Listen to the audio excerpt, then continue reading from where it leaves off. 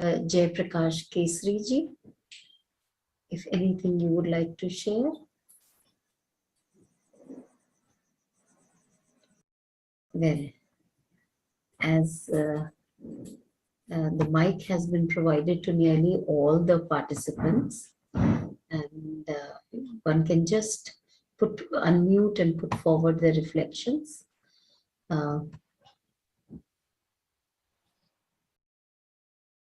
Namaste, Ravindra Bhaiya, how are you? Namaste. Ravindra Bhaiya, namaste. Maybe Parikshit Bhaiya, I'm not able to reach out to Ravindra Bhaiya, or due to some kind of a technical glitch, we are not able to hear.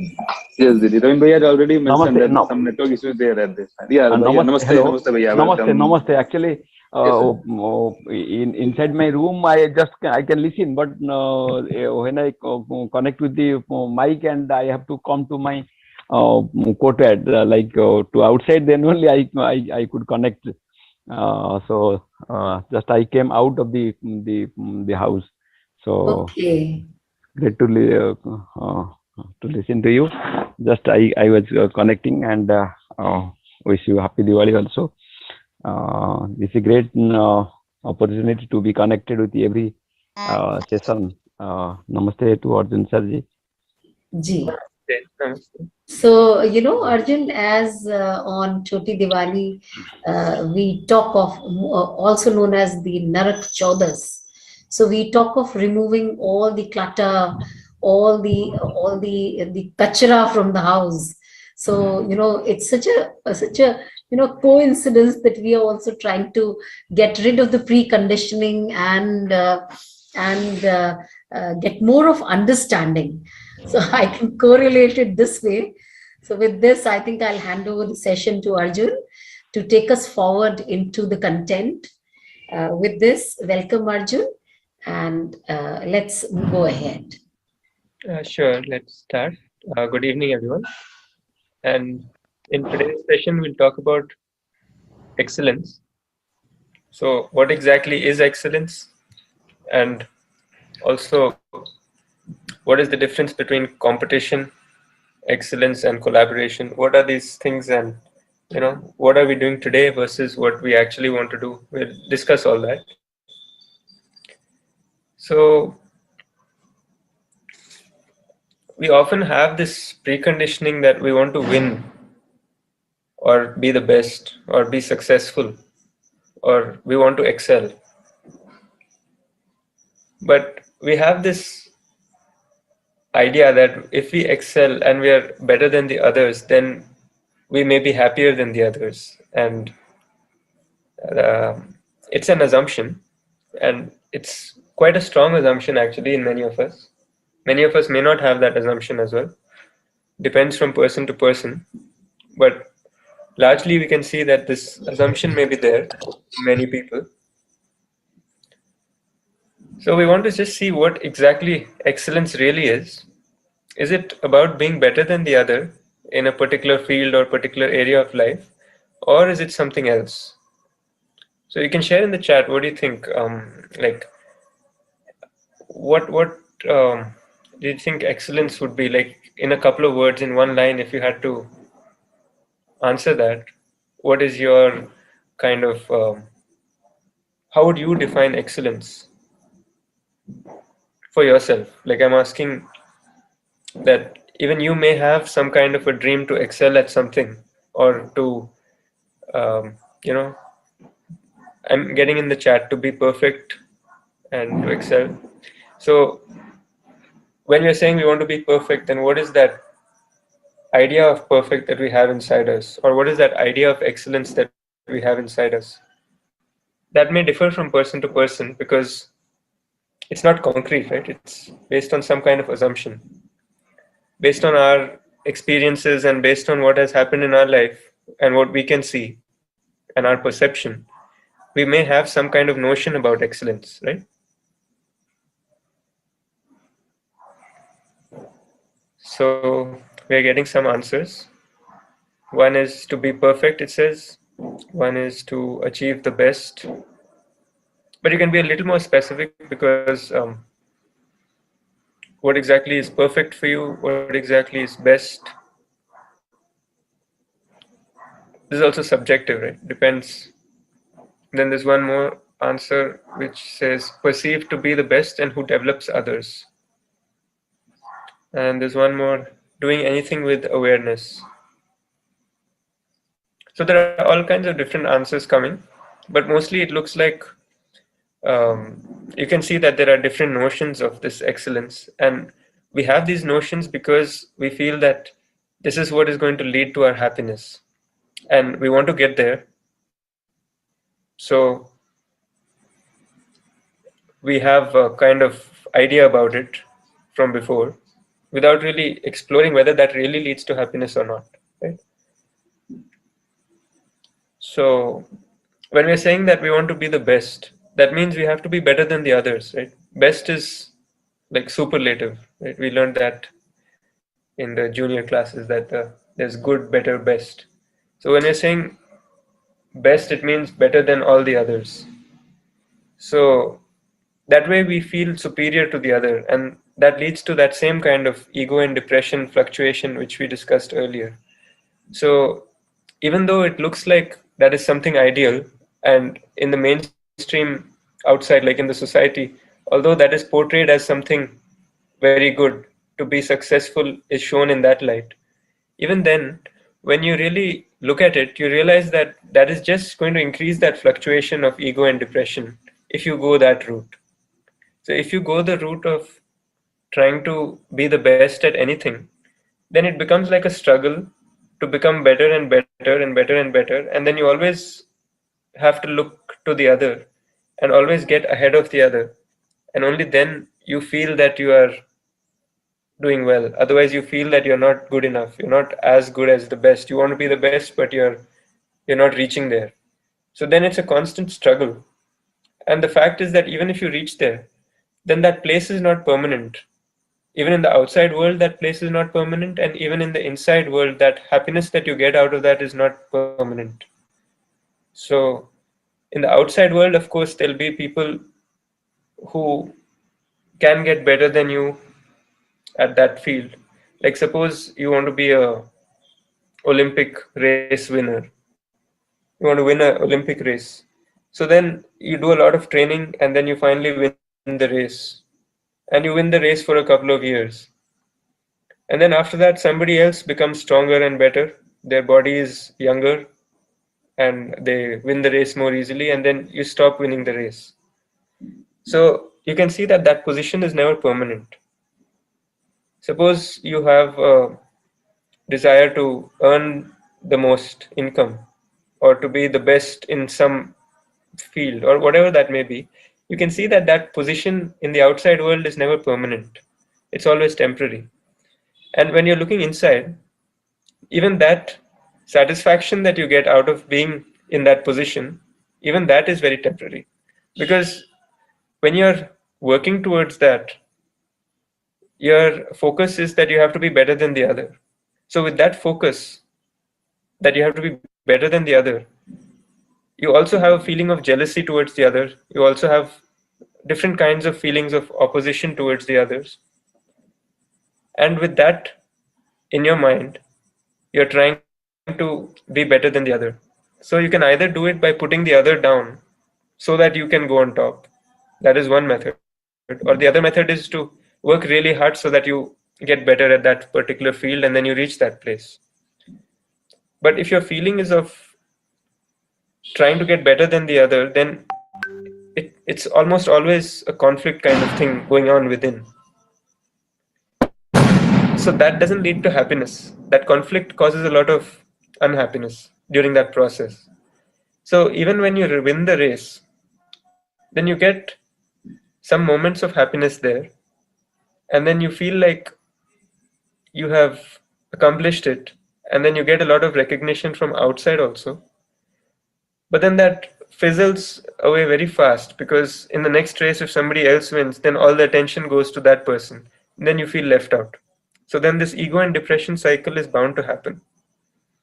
So if all these definitions of excellence are what we believe to be true, then this would be the outcome, right? So is that definition of excellence which we have thought of to be true, is that actually the way it is? Or is there some other thing which is possible as excellence? And when we're in competition, does it feel good or does it feel uncomfortable? When you feel like you're competing with others in the race also, are you taking it completely as a sport where you're not really, if you're taking it completely as a sport and you're not looking at the competition as something which is between you and the other for something, if you're looking at it only as a sport, then you may not feel uncomfortable about it. But it's very hard to look at it like that. If you're doing it at a professional level, if you're doing it as a hobby, it's easier to look at it like that. So in general, if you see that if you have this thing that you have to compete with the other person, then does it feel comfortable or uncomfortable? And the same thing, if we say that we are going to collaborate with the other person, does that feel comfortable or uncomfortable? Even that, in some situations, you may feel that the other person is of a different kind of person and I'm not able to collaborate with that person, so it's uncomfortable. But that is only in the beginning when we are not able to see that the other is similar to me. If you're able to see that the other is similar to me, then the collaboration also becomes comfortable, even if the other person is totally different or he's not able to do what you want, and like the collaboration is not happening so smoothly.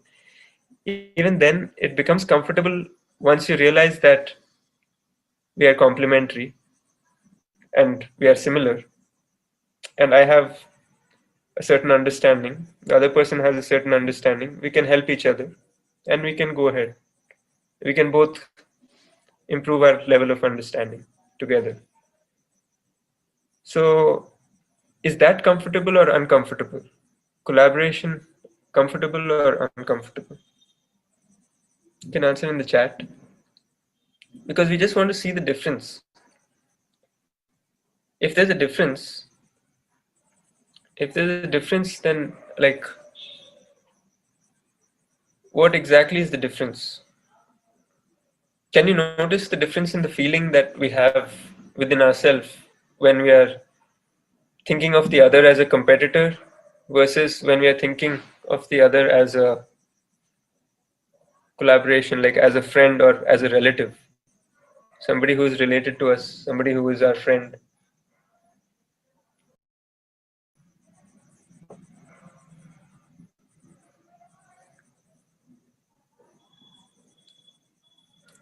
So the reason why this answer is coming in the chat, that the mutual collaboration and this thing feels better, is because that is coming from our natural acceptance. So we don't have to think about it.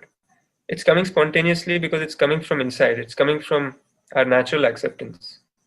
So this doesn't require you to think about it, or doesn't require you to like really use any kind of strong logic or analysis or anything, because it's coming straight away from inside.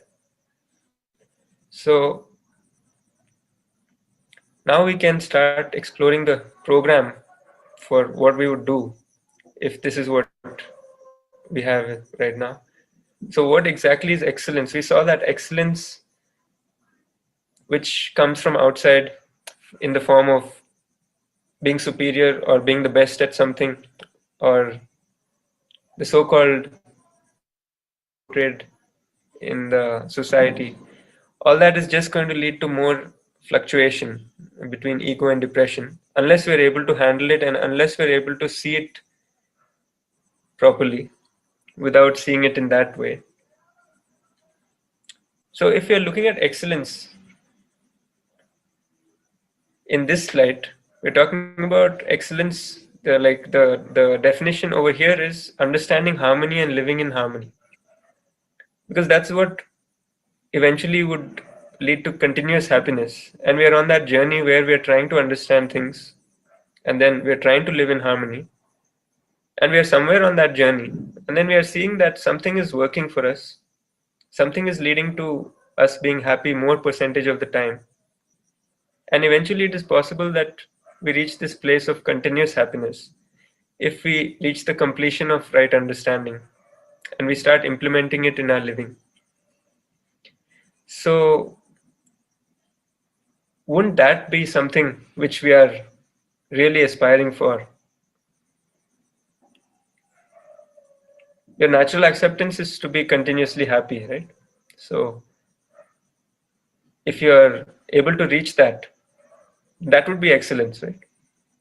It becomes simpler if you think of it that way. Because eventually, even though you may have a notion of excellence as being the best, because you have a feeling that that being the best will make you happy, once you begin to see that that being the best will not make you continuously happy, that's another form of excitement. Then you will see that if you really want to be continuously happy, then you would have to go through some process where you're able to understand the reality. So if you're able to understand harmony and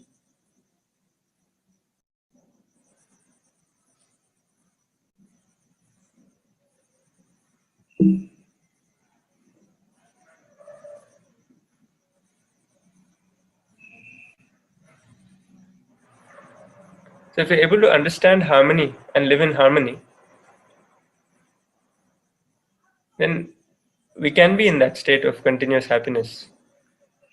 So the aspiration or the longing for this is what is helping us to go on that path. And that can be at all levels, as an individual, as a member of the family, as a member of the society, as a unit in nature, and at the level of the whole space and existence. So now, if you look at this, then this is very different from competition, right? They're not similar to each other. Or are they similar?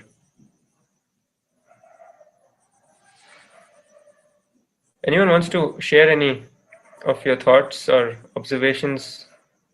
You can have the mic and we can discuss also if you like. But basically what we're saying is that in excellence, one tries to bring the other to his level, his or her level. But in competition, he or she hinders the other from reaching their level.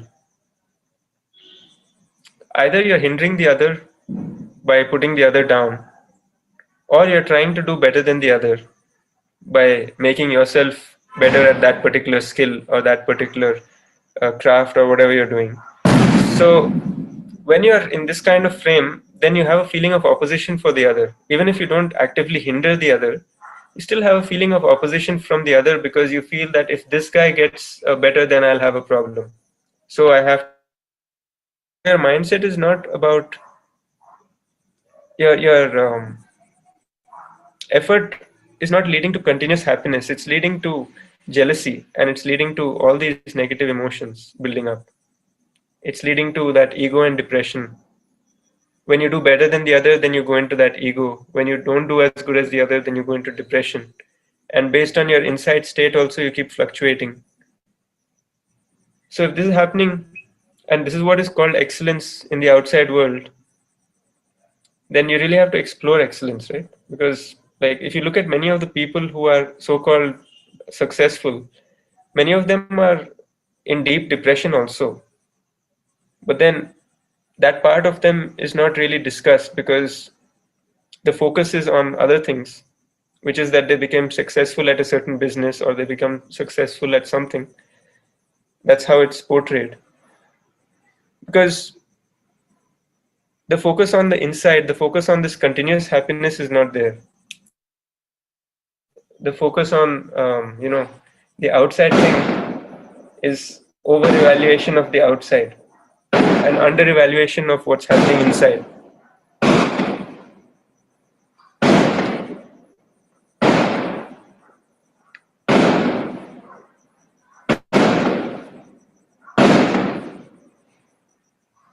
So when we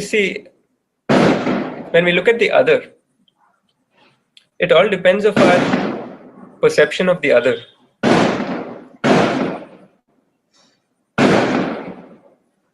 There are a lot of patakas going on, a lot of fireworks, so that's why there's a lot of noise right now. So we just wait for a minute maybe. If anyone wants to share, you can share.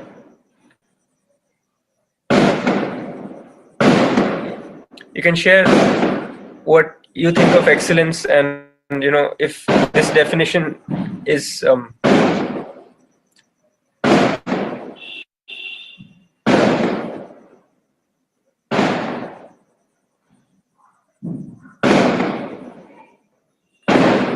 we just wait for a few minutes. 1 minute.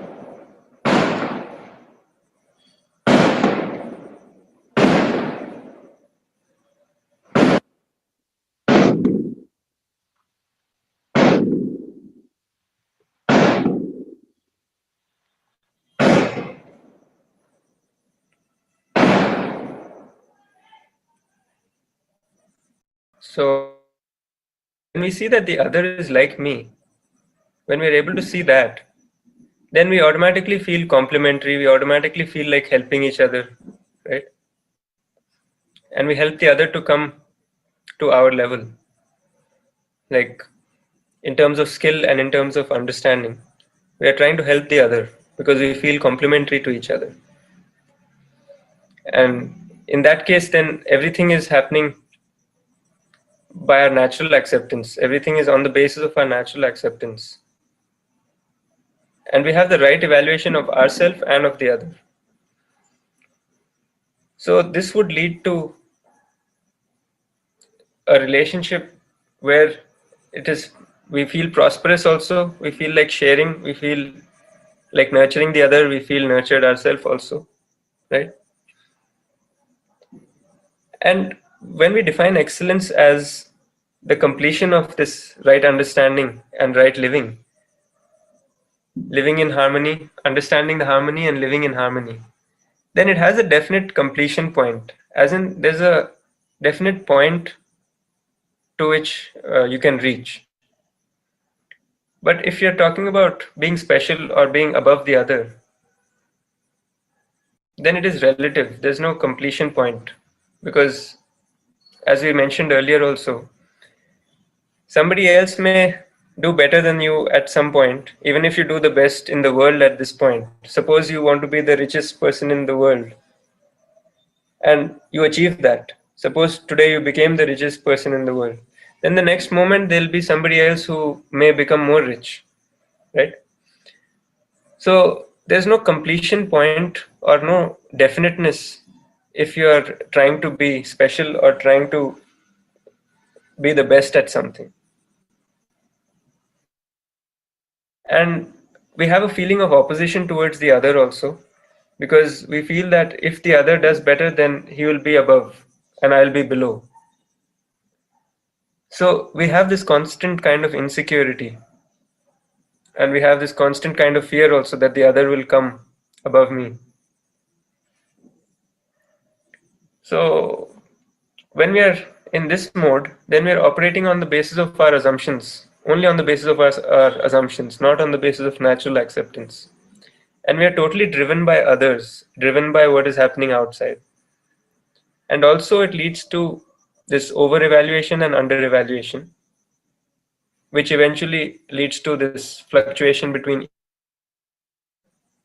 and it leaves you deprived and something where you feel like you've lost everything. Even if you've become a millionaire, you feel like you've lost everything because there's somebody else who has earned 10 million. So like that, you end up feeling deprived, even though you have so much so-called success, or this excellence which they say outside in the society, that makes you feel deprived because you're always in comparison. You have no reference point. And if you have a reference point, it's relative. So even if you're having some kind of reference point and you're making it relative, not absolute, then it will keep changing. So if something is going on changing, and on that basis you're defining your program, then you will also have fluctuation inside and outside also. Happy with that, right? So there's a large difference between the two. If you're working towards excellence, you have a feeling of being complementary. So your emotions are also such that you feel happy when the other person succeeds. You feel happy when the other person improves his level of understanding. When we're talking about succeeds here, we're talking about excellence, which is increasing our understanding and helping the other to increase their understanding, so that we mutually develop our understanding and we live in harmony. So there's a big difference between these two. You can just explore this and see if what desires you have right now, if they're coming from the left side or the right side. And if they're coming from the right side with the assumption that that would lead to happiness, then you can just, as always, this is also a proposal, so you don't have to accept it to be true or false. You can just take it as a proposal and then explore it for yourself.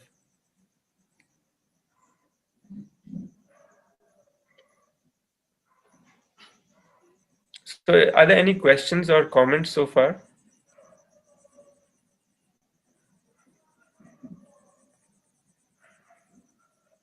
Would anyone like to take the mic?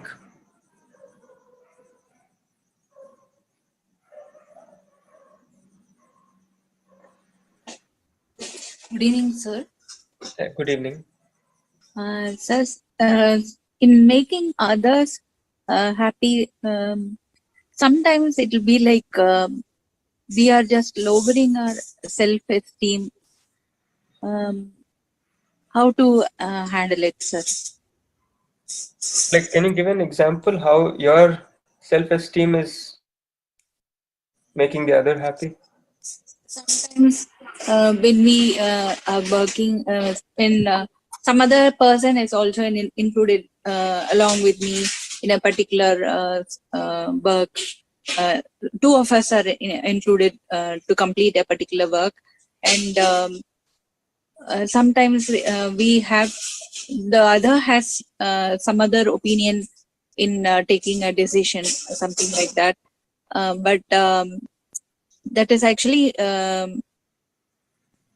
not generally acceptable, but we have to just take it. I'm not able to say.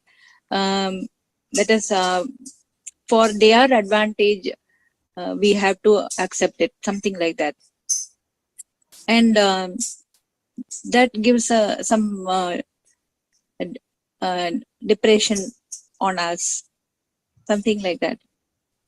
I'm not able to exactly state it, but there are situations where the other person does something to his or her advantage, and we have to suppress ourselves in order to just let it go, because it is a team.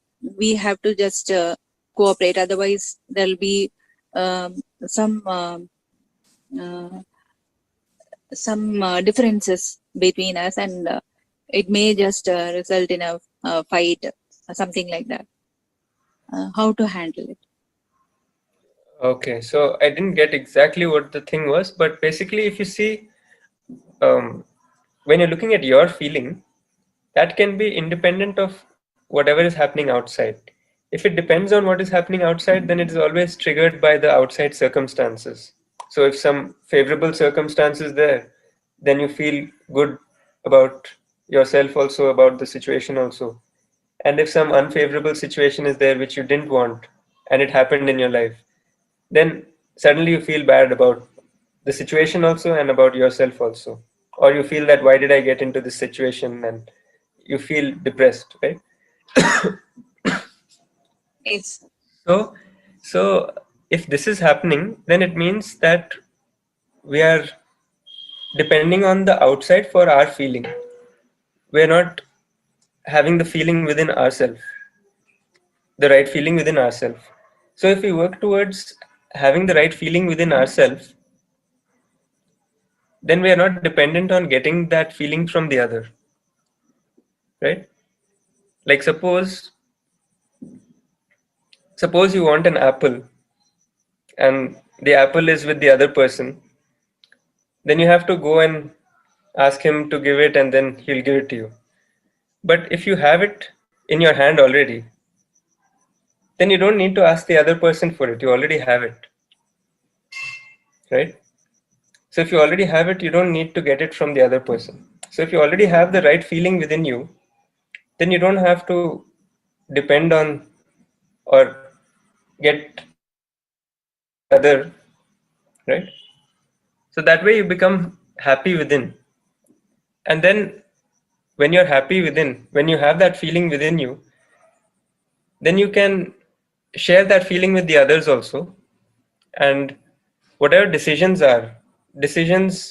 which are not working because of some different reasons, different opinions and all that, then you can discuss and go beyond the opinions.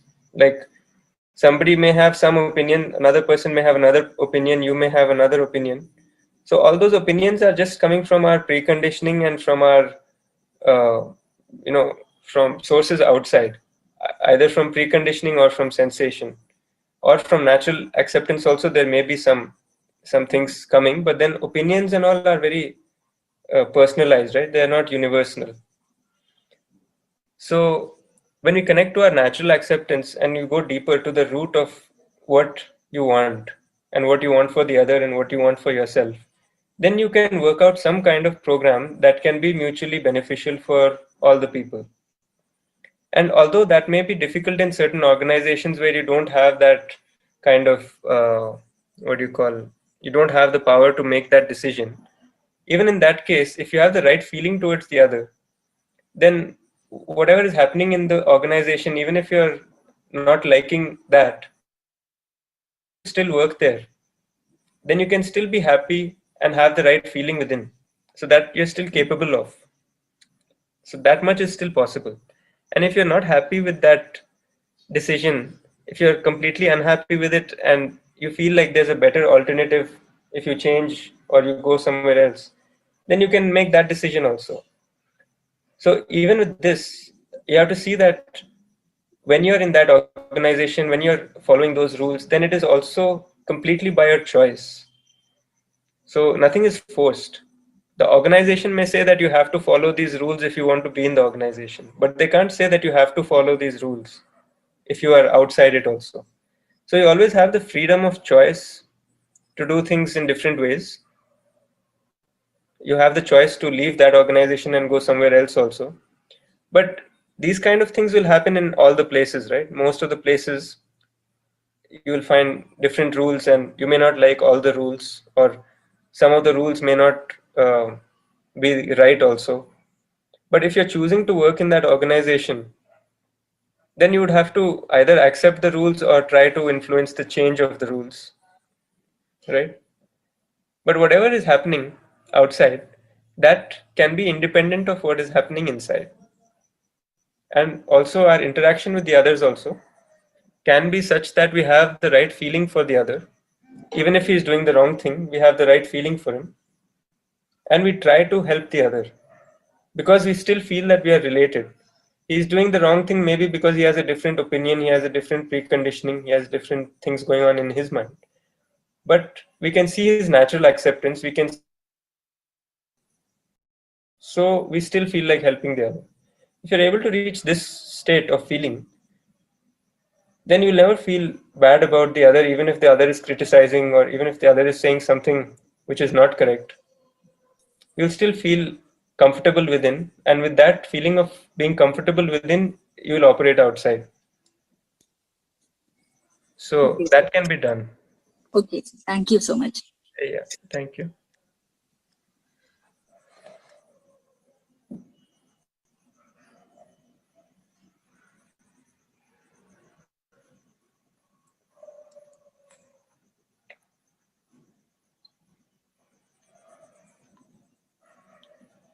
Any other question about this competition and collaboration and this difference between excellence and being special?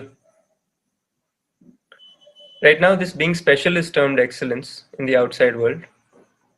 Most of the time, that's the kind of thing that is portrayed.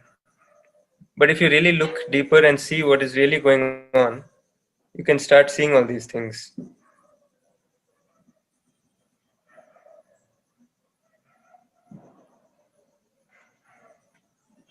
Because what happens and we're working towards it, and we're not really seeing where it ends up, then we feel like we put a lot of effort into something which we didn't even want in the first place. Like, for example, if you're in class 10 and you have an assumption that after class 12 you will be successful and that will make you happy, then of course you feel happy after graduating or after finishing class 12, but then you feel happy for some time. You have some excitement at that time, but then again you feel like you have to still go on, right? You have to go into college and all that. You do all these other things. So excellence is not something like that, which is like a milestone which you want to reach in these kind of terms. It has an absolute completion point, which is continuous happiness. So when you're working towards that, then it's not like a struggle. It's not like you have to do this, then you have to do this, then you have to reach this milestone. It's not that kind of a thing, because you're not trying to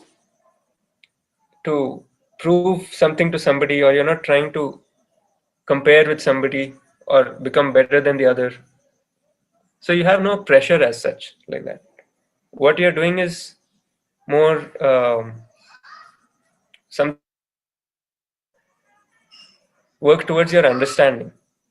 And you can see that as you have more and more clarity, as you develop more and more clarity, more and more understanding,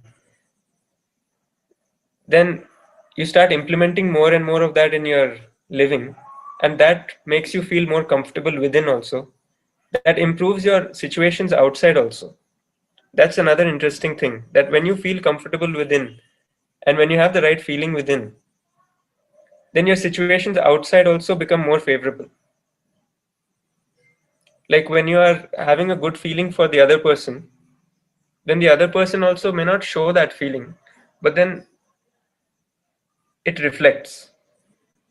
So you can start observing these fine things once you start working towards continuous happiness and excellence. So any questions or comments so far?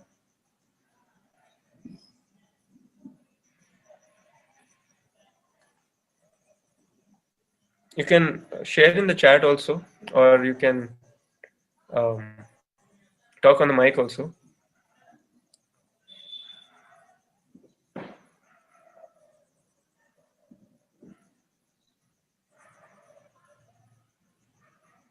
Any of the students also are there, you can take the mic.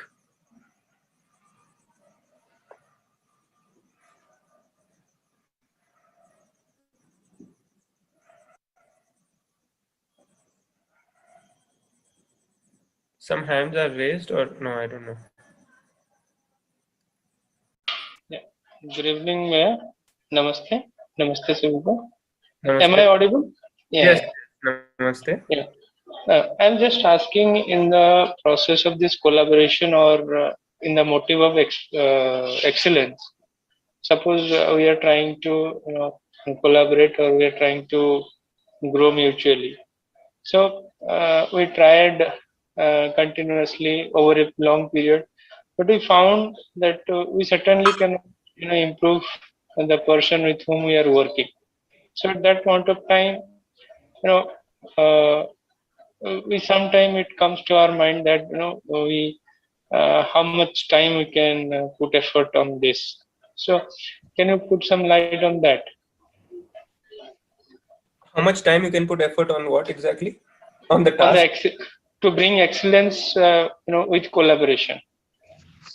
Suppose you think or we think somebody with whom we have collaborated, he or she is not very competent, and we are trying to help as a responsibility that we are trying to improve the competence on the other person, and we tried it for over a period of say 6 months, 1 year, or 2 years. But over the years, the improvement is not very significant, or with which we are as per our expectation also.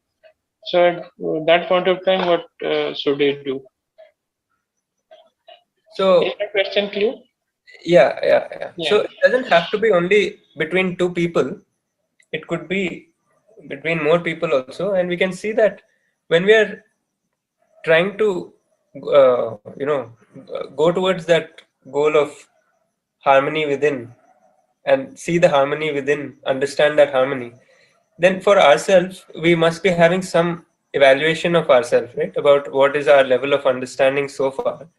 And on that basis we can find somebody who has a higher level of understanding and try to learn from that person so that we can improve our competence. That is one thing which we can do.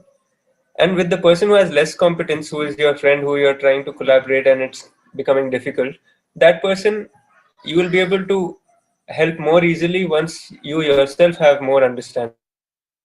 So both ways it works, that you can work with, you can try to take help from somebody who has more understanding, and that way that would help you to increase your level of understanding. And with that, it will be easier for the other also to see that and to improve their understanding. So it doesn't have to be only between two people. You can have 3 people, 4 people, and eventually you can start, once you start feeling related to more and more people. Like right now we feel related to sometimes only our friends or only our family or only like 10 or 15 people. But imagine what would happen if that was expanded to more and more people. Like imagine if that was expanded to our whole colony, like we feel related to our whole colony, or we feel related to our whole nation, or we feel related to all the people in the world. Then when we come across somebody, we'll have the feeling that we are related to each other. Even if the other person doesn't have that feeling, if we still have it, then it makes us comfortable, right? Like suppose somebody is walking on the street and he's your relative or he's your friend, then you feel a certain way. Suppose he's a stranger, then you feel indifferent maybe sometimes. You feel like he's just any other person.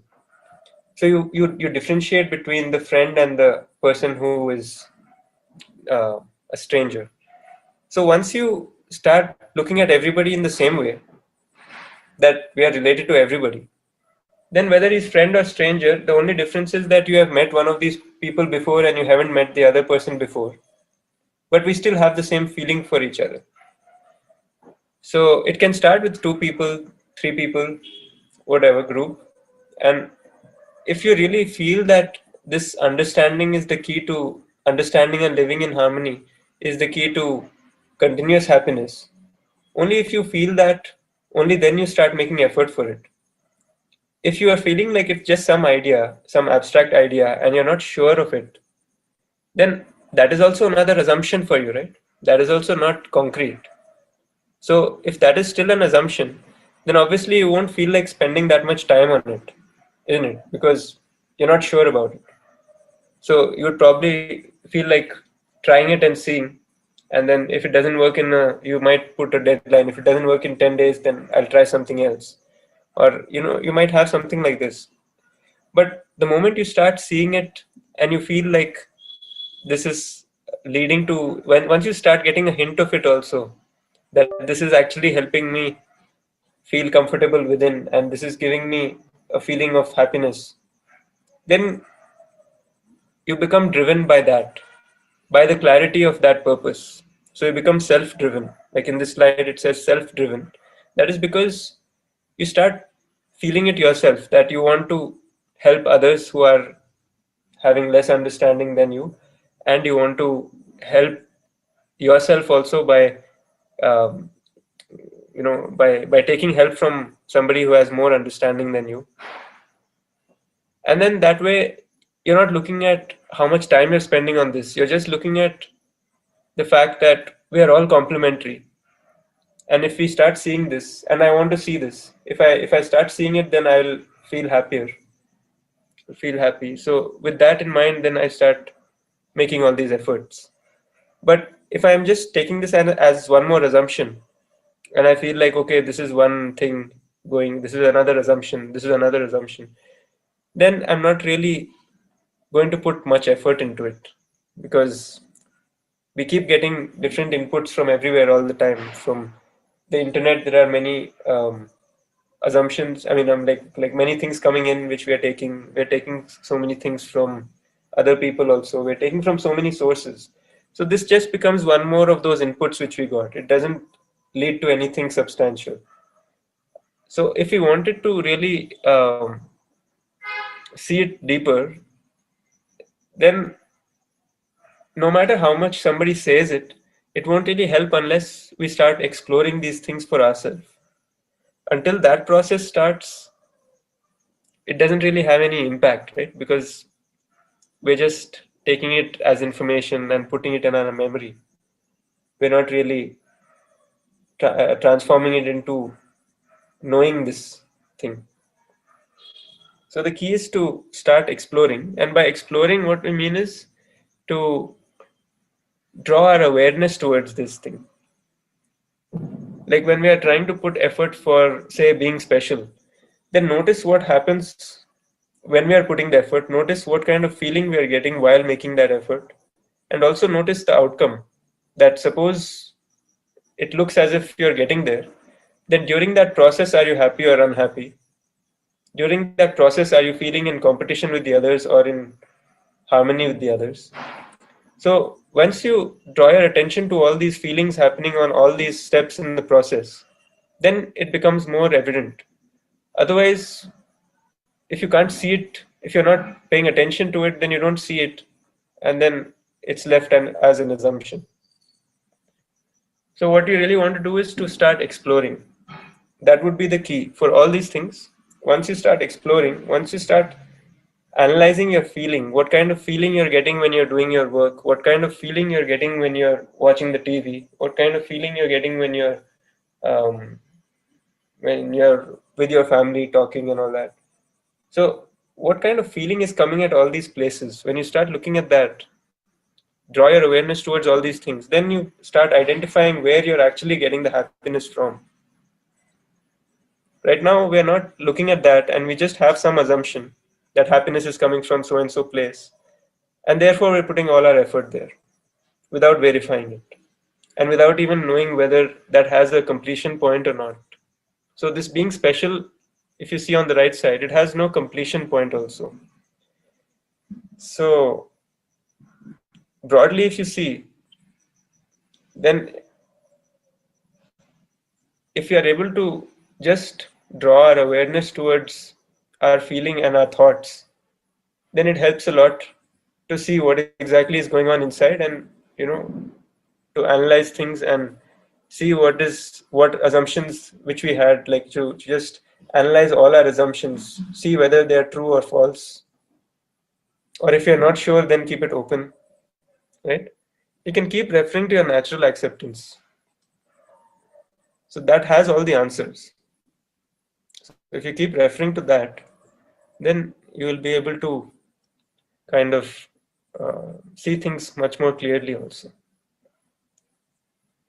So I don't know if it answered directly the question, but I think it could have gotten a hit. Yeah, it's okay. Thank you.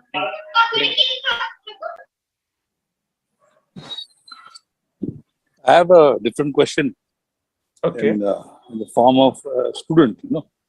Yeah.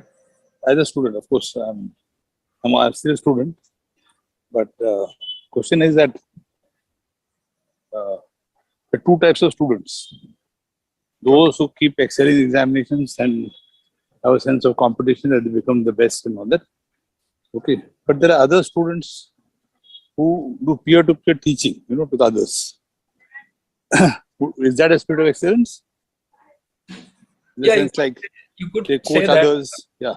Yeah, you could say that they are more interested in that relationship also. But the coaching others is not something on their own. Students go to them, their colleagues go to them, say, "मुझे पढ़ा दो जरा, ये समझा दो," है ना? Now, when he's enjoying that thing, what feeling should he have? It's not that he encourages people to come to him and he'll teach. But Okay. people go to him saying that, okay, he's a well-natured person, good nature. And they go to him and say, "Jara ye humko padha do, ye samjha do." So he's teaching because he Not on his own volition. Others right. have come to him. Right. So unwillingly or reluctantly he's teaching. No, he teaches. No question. See, excellence means I go and develop somebody and share with a person as to how I got, not how I got, but how he or she can do better. That is excellence, I guess, right? Like over here, when we're talking about excellence, we're not talking only about the academic kind of things, because actually in we're everything. In everything, in any field. But coming to students, academics, not for students. Yeah. Here, what we're looking at is broader than that. Like we are looking at developing our understanding of the self, basically. So trying to see the coexistence of self and body, that first. Yeah. And then after that, we're trying to see the coexistence in nature and the harmony overall. And once we start seeing all these things, that itself becomes a source of happiness. So am I to conclude that, am I to feel that because to be in harmony, I need to share? To be in harmony with myself, do I need to... that when you're in harmony with yourself, you will automatically feel like sharing. So that will happen automatically once you are in that state, right? So how do you make a student realize this? My question is different. See, this is where the what should you say? The difference comes with the student. They understand right understanding. They understand right feeling. They understand harmony. When it comes to not because the current world is that way. Like, can we do it with examination? We can't do it with examinations. So how do we inculcate the spirit of that they get harmony by keeping other than harmony? That's the way around. I don't know how to put it to you, but I hope you got my question. So the dispute comes in this point. Yeah, with see, them. over here we are not trying to convince the student or anyone. No convincing. I agree. Yeah, they should feel that way. Yeah, but even expecting somebody else to feel a certain way also. Yes. That also becomes too much to expect, because then we're not able to rightly evaluate their state and our state also. Like when we are saying that we are able to understand this thing, then I can say for myself also that I can't understand this. I mean, I haven't reached the level of understanding where I can understand these things. For me also, there are proposals which are being explored, and that process is going on for sure. But I can't say that I've reached somewhere on this level of understanding. Like I can't say that I have understood.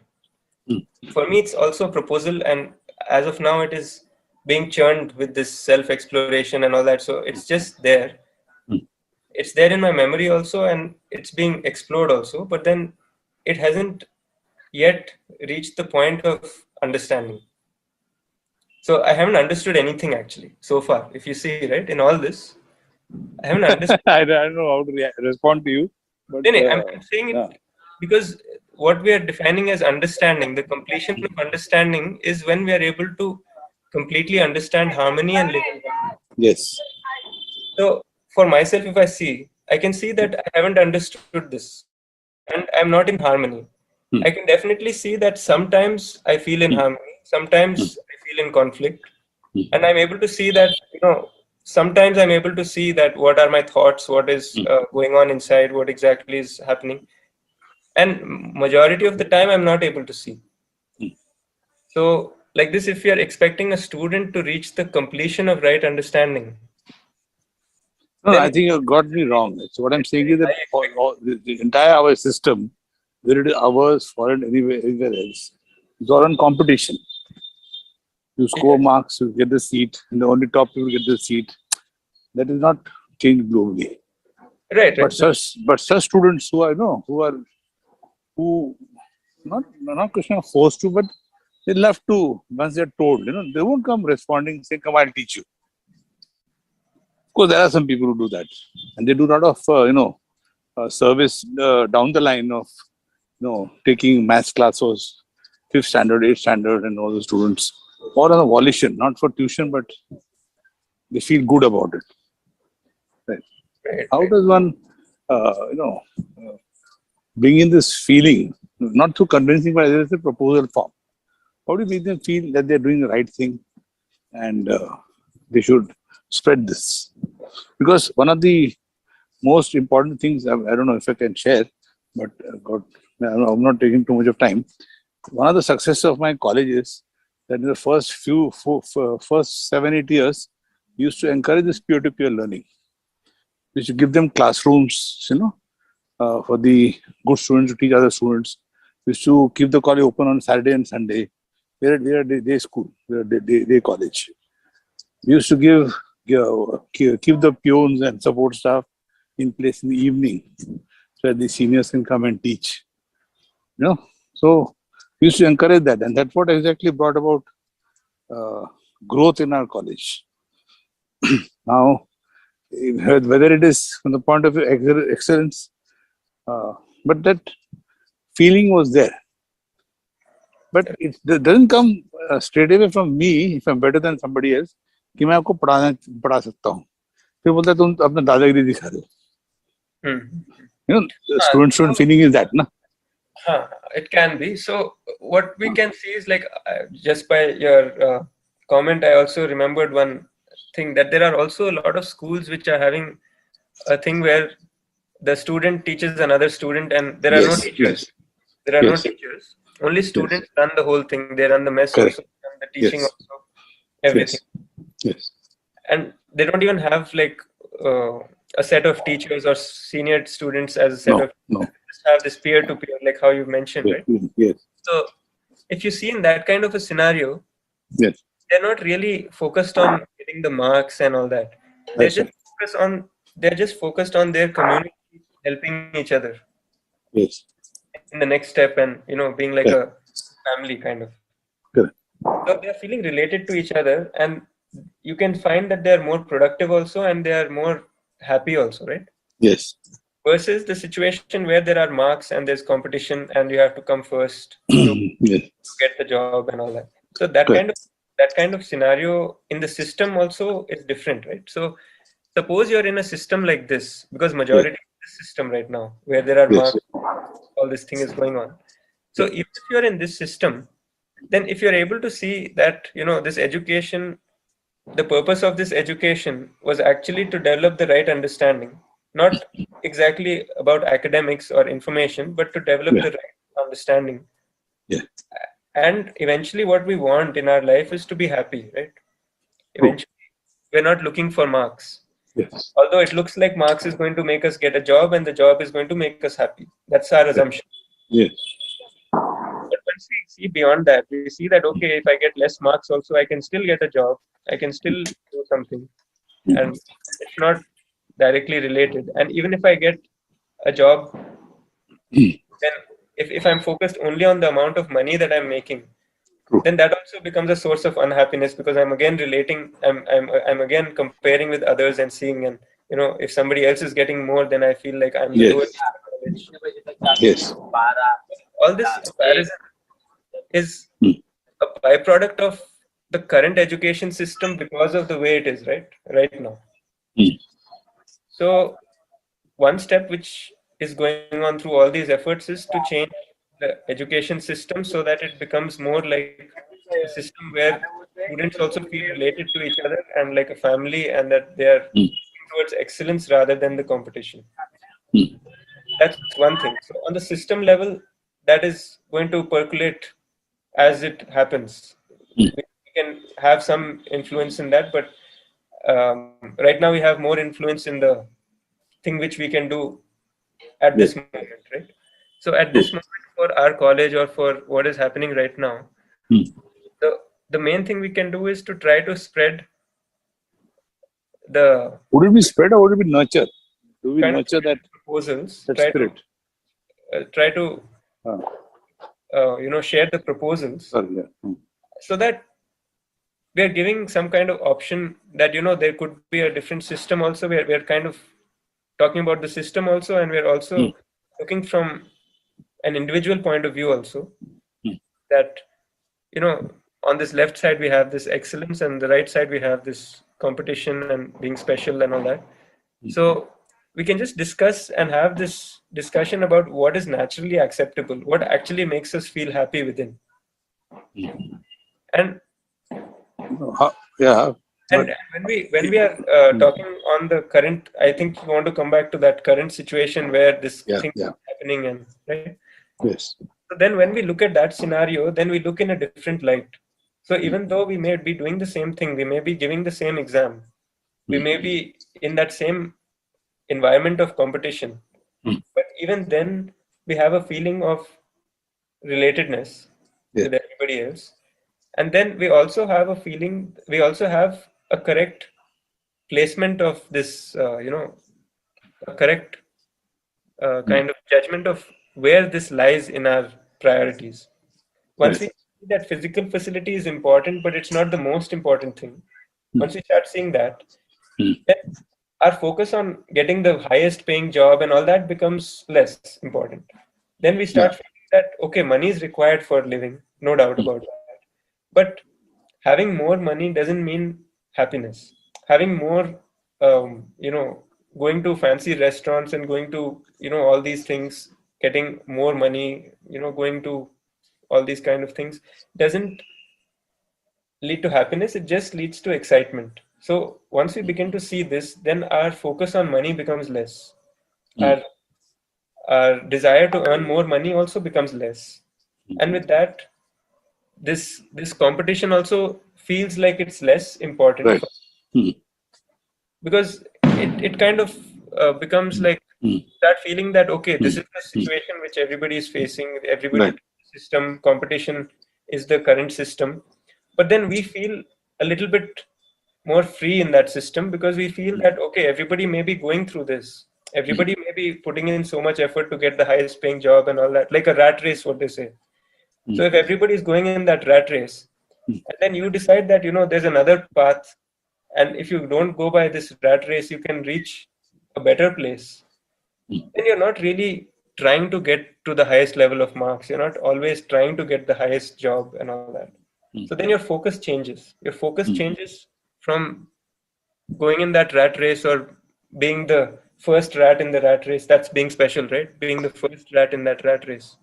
So then your focus changes from that to the place where you're going on a different path. You're not going in that rat race. You're going on a different path. And that is a path which you can see very clearly that is leading to continuous happiness. So once you start walking on that path, as you keep going further and further, you start seeing that it's working. And then you are not really disturbed by the fact that other people are earning more or other people are getting more marks and all that. So even within that system, you're not really disturbed by all these things happening in the system. So then if a student is like that and he knows the studies properly, then he would naturally feel like helping the other also, even if he helps the other so much that the other person becomes first. He won't mind, right? This happened. Yeah. That is what we can try to share. We can share the proposals and not give any conclusion. We can share it and let people interpret, let people conclude, or explore. Basically, as we explore, we get the answers more clearly. If we're just taking this as a piece of information, then it fizzles out. It becomes just like it comes in our memory and then that's it. Then we're not really thinking about it, or we're not really acting upon it. So only when it starts coming into our in our living, it really makes a difference. And for making it come from our memory to our living, there's a process of exploration and all that, so that we are completely into that idea, so that it comes into our understanding. Once it comes into our understanding, then its expression is natural. It'll naturally come into our living also over a period of yeah. So this can be shared with the students also and with the teachers also. Yeah. So can we across all the colleges and